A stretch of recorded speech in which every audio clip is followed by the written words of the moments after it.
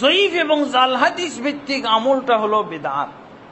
কিন্তু বেদাত প্রমাণিত করার এই বাংলাদেশের মাটিতে উপায় নাই। আপনি বেদাতি একটা আমলের বিরুদ্ধে হয়তো একটা দুইটা জয়ীফ হাদিস বললেন, কিন্তু তার কাছে হাদিসের পাহাড় আছে। জয়ীফ জাল হাদিসের পাহাড়। আর তাদেরকে এই বিশ্বাস থেকে সরানো অনেক মুশকিল যে হাদিসের ক্ষেত্রে জাল জয়ীফ আছে, তারা এই কথা মানতে রাজি নয়, মানতে মোটেও রাজি নয়। হাদিসের ক্ষেত্রে জাল জয়ীফ আপনার মানবে না। এই জন্য আমরা কোথাও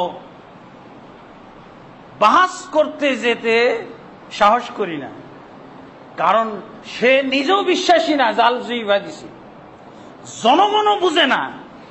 আমরা একটা আমাদের সহি আমলের পক্ষে তো সহি হাদিস বলবো, আর এই সহি আমলের বিপক্ষে যে আমল আছে সেটা তো জয়ীফ জাল হাদিস ভিত্তিক, কিন্তু সেটা তো অবিশ্বাস করে না, তার জনগণ বিশ্বাস করে না। তা আপনি কিভাবে তার সাথে বাহাস করতে যাবেন বলেন?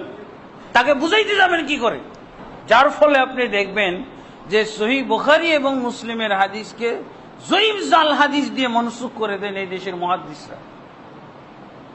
আপনি সহি বুখারীর হাদিস নিয়ে খুব খুশি, যা হুজুরকে দেখাবো সহি বুখারীতে এই হাদিস পাওয়া গেল, আজকে কোনো কথা নাই, মুফতি সাহেবকে দেখিয়ে দেব সহি বুখারীতে এই হাদিস আছে।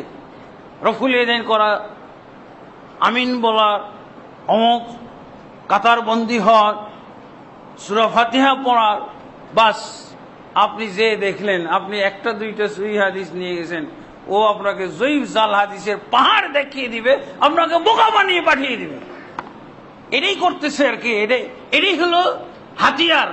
যতদিন পর্যন্ত এই বিশ্বাস তাদের ভিতরে না আসবে হাদিসের ক্ষেত্রে জয়ীফ জাল আছে, ততদিন পর্যন্ত বেদাতের বিরুদ্ধে লড়াই করে বাহাস মোনাজারা করে কোনো ফল নাই, কোনো লাভ নাই।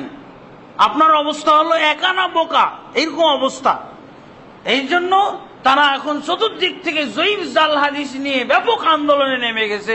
ফেসবুকে, ইন্টারনেটে ব্যাপকভাবে তারা চ্যানেল খুলে চলছে। কারণ কি? ওরা লেগে গেলে তো আর সহিহ হাদিস ওয়ালারা থাকবে না। সহিহ হাদিস যদি একটা থাকে, তার বিপরীতে জয়ীফ জাল হাদিস 50টা আছে, 50টা আছে। আপনি কোথায় যাবেন? এই জয়ীফ জাল হাদিস কখনো তারা মানুষকে বর্ণনা করবে না, কখনো। যার জন্যই তো আপনি দেখে থাকেন, আরে কি ব্যাপার, সহিহ বুখারীর হাদিস আমল করতেছি, এখন হুজুর বড় হুজুর বলতেছে এটা তো মনসুখ হয়ে গেছে। জয়ীফ জাল হাদিস তো রয়েছে, যে কোনো আমল মনসুখ করার জন্য জয়ীফ জাল হাদিস রেডি হয়ে আছে।